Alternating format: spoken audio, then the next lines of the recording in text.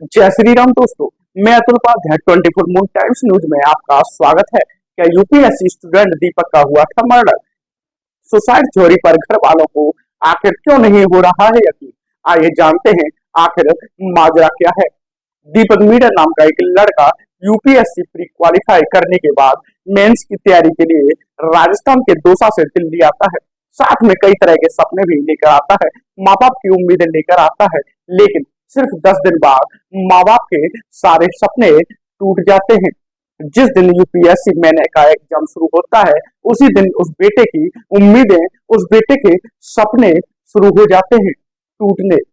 अचानक एक दिन खबर आती है कि उनका बेटा यानी दीपक मीणा सुसाइड कर चुका है।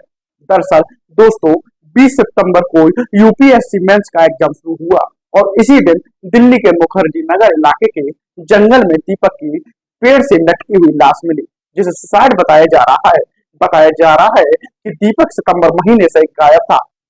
हालांकि अब तक क्लियर नहीं हो पा रहा है कि दीपक जिसने इतनी बड़ी परीक्षा का प्री पास कर लिया, उसके जो सपने थे वो उन्हें पूरा करने के लिए शहर से आया था, वह मेंस एग्जाम देने ही वाला था, तो फिर उसने सुसाइड क्यों किया?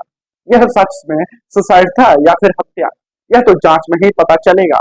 लेकिन दोस्तों जिस तरीके से दीपक कुमार मीणा की डेड बॉडी मिली है, उसको देखकर ऐसा नहीं लगता है कि उसने सुसाइड किया है, बल्कि ऐसा लगता है कि जैसे इसके पीछे किसी की साजिश है। हम आपको दीपक की डेड बॉडी तो यहाँ पर नहीं दिखा सकते क्योंकि वो दिखाने की हालत में नहीं है। अगर आप उस फोटो को देखेंगे तो आपके रोंगटे खड़े हो जाएंगे। दोस्तों वही दीपक के घर वालों का कहना है कि डेड बॉडी की हालत सुसाइड वाली बिल्कुल नहीं लगती है। पेड़ पर बैग लटका हुआ, दीपक का पूरा चेहरा जला हुआ, दीपक ही नहीं दोस्तों उसका पूरा का पूरा शरीर भी जला हुआ था। पहचान पाना मुश्किल था और ना ही वहां पर कोई सुसाइड नोट मिला जिससे क्लियर हो सके कि सच में उसने सुसाइड किया था। उस बॉडी के पास शराब की बोतलें भी पड़ी हुई भी थी। एक ऐसी खाली बोतल पड़ी थी जिसे देखकर लग रहा था कि शायद इसने एसिड लाया गया हो। जो चप्पल भी उधर उधर पड़ी थी, ऐसी तमाम चीजें वहां पर पड़ी थी जो इस बात को कहीं ना कहीं साबित कर रही थी कि यह सुसाइड नहीं बल्कि हत्या है। ऐसा लड़के के घर वालों का आरोप है।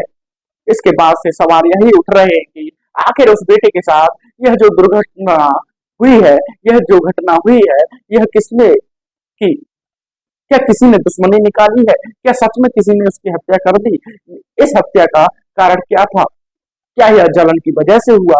क्या दीपक का प्री क्वालिफाई करना किसी से हजम नहीं हो पा रहा था या फिर बात कुछ और थी? और अगर सुसाइड की भी है तो ऐसी कौन सी वजह थी? ऐसे सवाल सब सभी के जहन में उठ रहे हैं। सोशल मीडिया पर भी लोग सवाल उठा रहे हैं और दीपक के लिए न्याय की मांग भी कर रहे हैं। चलिए जान लेते हैं कि कौन क्या कह रहा है, किस तरीके से दीपक के सपोर्ट में जनता उतर चुकी है। ट्विटर पर कमेंट आ रहे हैं, फेसबुक पर कमेंट आ रहे हैं और इस पर आजाद समाजवादी पार्टी के चीफ चंद्रशेखर आजाद ने भी ट्वीट किया है। वो लिखते हैं कि राजस्थान के दौसा जिले के रहने वाले दीपक दिल्ली के मुखर्जी नगर में यूपीएससी मेंस की तैयारी कर रहे 21 वर्षीय दीपक कुमार मीणा का शव 10 दिनों बाद संदिग्ध परिस्थितियों में झाड़ियों में मिला। घटना बेहद दुखद है। मैं विनम्र अंतरांजलि अर्पित करता हूँ। मेरी संवेदनाएं परिजनों के साथ हैं। दुख का पहाड़ जो उन पर टूटा है, प्रकृति उन्हें यह सहने की शक्ति प्रदान करे। मैं दिल्ली पुलिस के मामले की गहन जांच और दोषियों के खिलाफ कड़ी कार्रवाई की मांग करता हूँ। आपको बता दें कि ये बड़ी वही चंद्रशेखर रावण है जो अयोध्या में हुई दलित बच्ची के साथ रेप की घटना पर चुप थे। उन्होंने चुप्पी साध ली थी।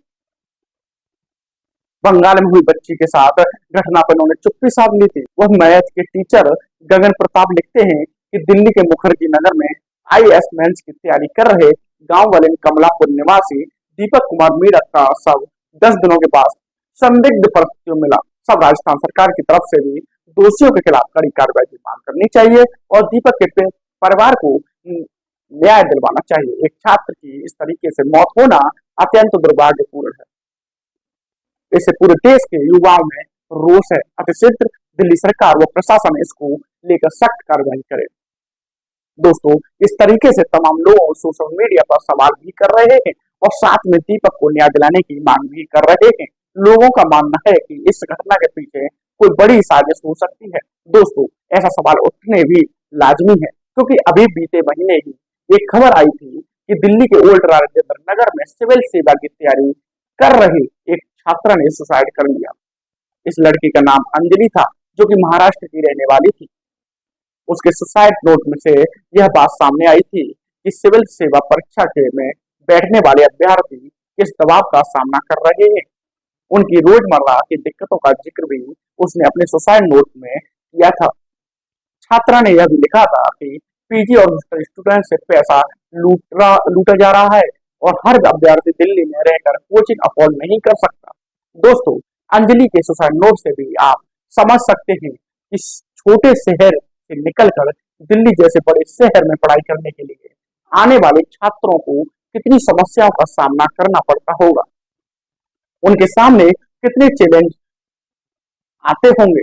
ऐसी ऐसे में हो सकता है, यह भी बहुत बड़ा एक सवाल है कि क्या दीपक के साथ में भी कोई ऐसी परिस्थिति थी, क्योंकि दीपक एक गरीब परिवार से, एक सामान्य परिवार से आता था।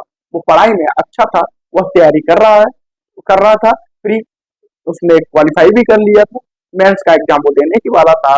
फिर ऐसे में क्या हो गया, क्या ऐसी कोई परिस्थिति थी जिसको वो हैंडल नहीं कर पा रहा था, जिसकी वजह से उसे इतना बड़ा कदम उठाना पड़ा।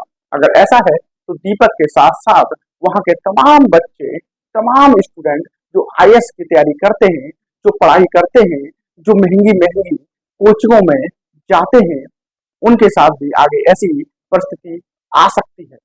ऐसे में सरकार को इस पर एक बहुत बड़ा एक्शन लेने की जरूरत है। आपको क्या लगता है? अपनी राय कमेंट सेशन में जरूर लिखिएगा, और अगर वीडियो अच्छी लगी तो शेयर करना ना भूलेगा। जय श्री राम।